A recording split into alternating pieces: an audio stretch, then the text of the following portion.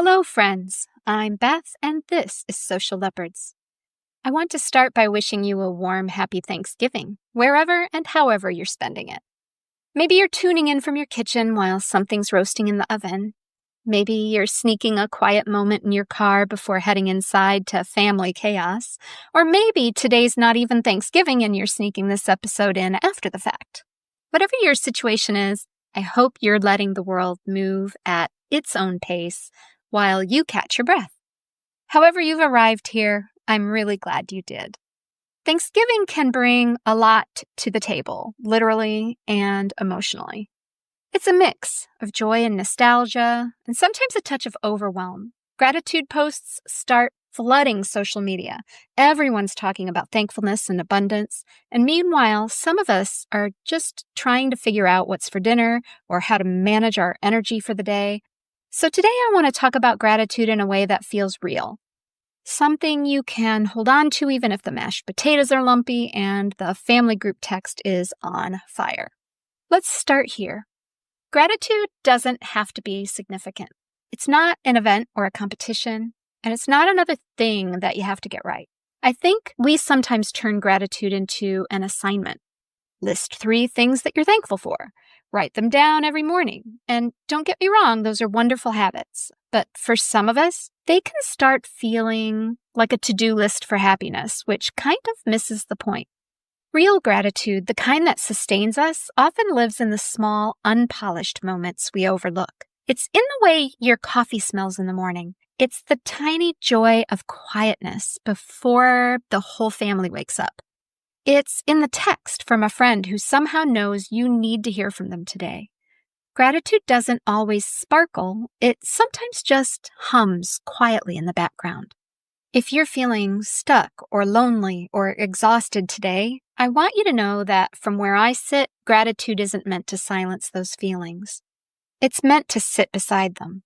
It's the voice that says, yes, this is hard, but here's something small that still feels okay.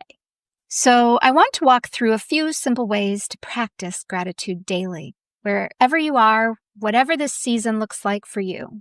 These aren't steps to check off. They're gentle ideas you can adapt to your life, no matter how messy or beautiful it looks at this exact moment.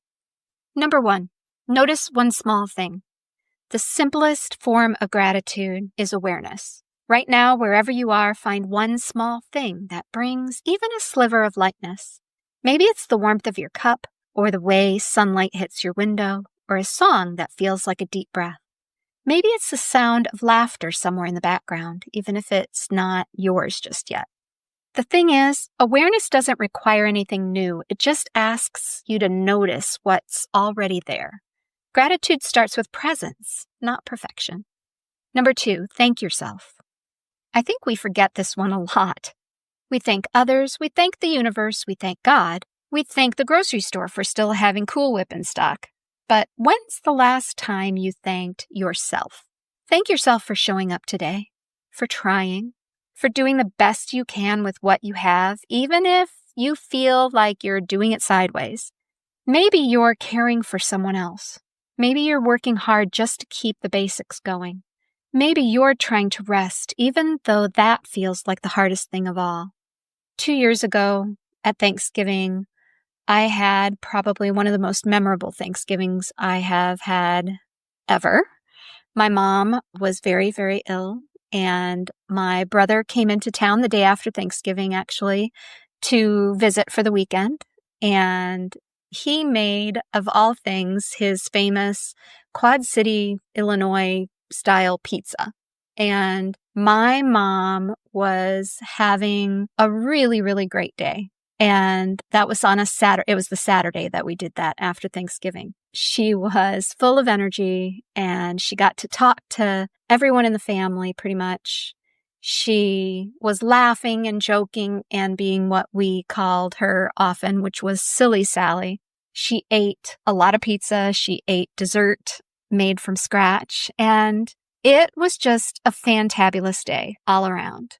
The little melancholy part about this is that the next day she passed away. But I have that memory of the day before to carry me through because She was herself, and she hadn't been herself in quite some time. Her illness took away a lot of her energy. Just to see her laugh and get on FaceTime and goof around with the great-grandchildren and all of that was probably just a fantastic way to see her spend her last day. Of course, we didn't know and appreciate it, and we weren't probably half as thankful as a family as we should have been that day, but I do remember it being a very joyful, very lighthearted day. So every Thanksgiving, that thought of seeing my mom in her element and having a really good time is something that I will always, always remember. And I'm thankful for that. That's probably the number one thing, especially at this Thanksgiving season, that I think I will be thankful for the rest of my life. Sometimes gratitude for yourself can be in a tangible form, a small act of kindness that says, "Hey, I see you." For me, that might mean cooking something simple that I love, the kind of meal that doesn't ask for much, but it gives a lot back. It's usually something cozy and spoonable like soup, for me at least. I also, especially during the holidays season and the cold weather, make a pumpkin chocolate chip cookie that is a family favorite. There's something about either a slow simmering pot or the smell of cinnamon faintly in the background and warm chocolate chips that feels grounding, even if the rest of my day isn't feeling that way at all. So maybe that's your invitation today, to do something small that feels like a thank you to yourself. I know I got a little bit off kilter there in the middle just with that random memory that popped up, but I hope number 2 still kind of makes sense along the way. I'm probably not going to go back and edit it. Number 3, express appreciation creatively.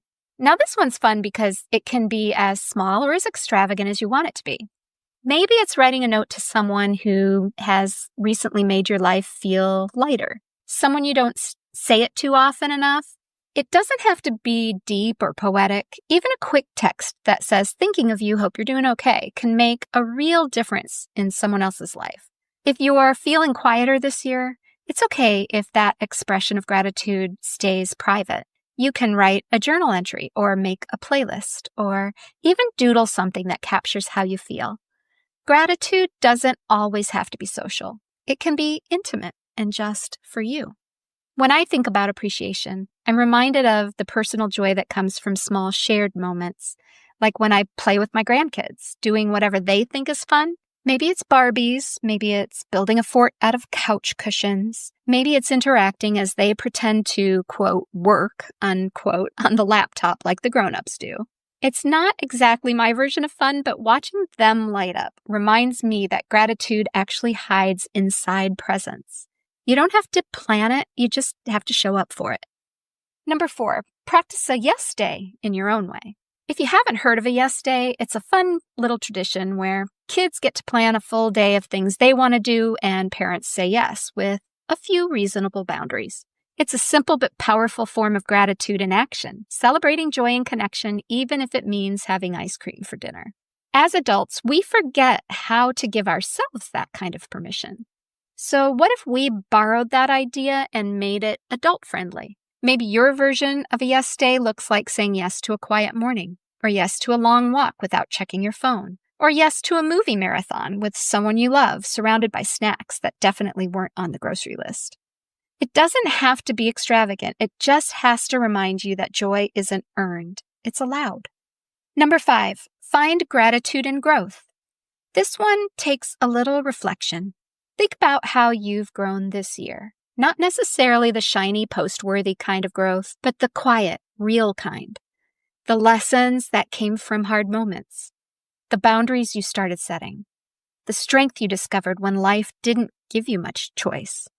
Growth doesn't usually feel graceful when it's happening, and a lot of times I don't even think we feel it at all. But when you pause to notice it, there's so much to be grateful for in what you've endured and what you've learned. Maybe you've become more patient with yourself. Maybe you've let go of something or someone that wasn't right for you. Maybe you simply survived a season that stretched you really thin. That is gratitude, the recognition that even in the struggle, you've been evolving the entire time. Number 6, anchor in the present. Gratitude doesn't have to live in the past or the future. Sometimes it just wants you to land in this very moment. Take a deep breath, really, right now, and notice one thing about the present that's working for you. Maybe it's the simple fact that you're listening to this podcast, and that means you carved out a little bit of time for stillness and a little time for yourself. Maybe it's that you're learning to pause before you react, or you're practicing patience, or you've realized you don't always have to be productive to have worth. Being anchored in the present doesn't mean ignoring what's hard. It means reminding yourself that you're here and you're still standing, and that counts. Okay, so I want to pause here to say something important. Gratitude and honesty can coexist. You can be grateful for family and still feel drained by them. You can love your job and still crave more time for yourself. You can be thankful for the people in your life and still need a moment alone in the bathroom just to breathe. Sometimes gratitude is just saying, I'm thankful for this chaos and also I need a nap. Both can be true. In fact, most of life happens right there in the in-between. So if your Thanksgiving feels complicated this year, that's okay. You don't have to force joy or gratitude or connection. You just have to notice what's real for you and let that be enough. Wherever this day finds you, whether it's surrounded by people or savoring solitude, gratitude is not a performance. It's not a contest to see who's the most thankful. It's simply the practice of saying, this is what I have right now, and there's something here worth appreciating. That might be the comfort of food, the laughter of someone nearby, the chance to start fresh tomorrow, or simply the quiet reminder that you're doing your best, and that's something to honor. I am grateful for you, for your openness, your humor, your willingness to reflect on the small things that make life rich. Thank you for being part of this space, for showing up, and for continuing to navigate this beautifully imperfect life with so much heart. So take what you need from today, rest if you can, breathe deeply, let gratitude be gentle. And I'll leave you with this quote from Melody Beatty. Gratitude unlocks the fullness of life. It turns what we have into enough and more. It turns denial into acceptance, chaos into order, confusion into clarity. It makes sense of our past, brings peace for today, and creates a vision for tomorrow. Personally, I'm wishing you warmth, comfort, and the quiet joy of being present. Happy Thanksgiving, friends. Until next time, take care.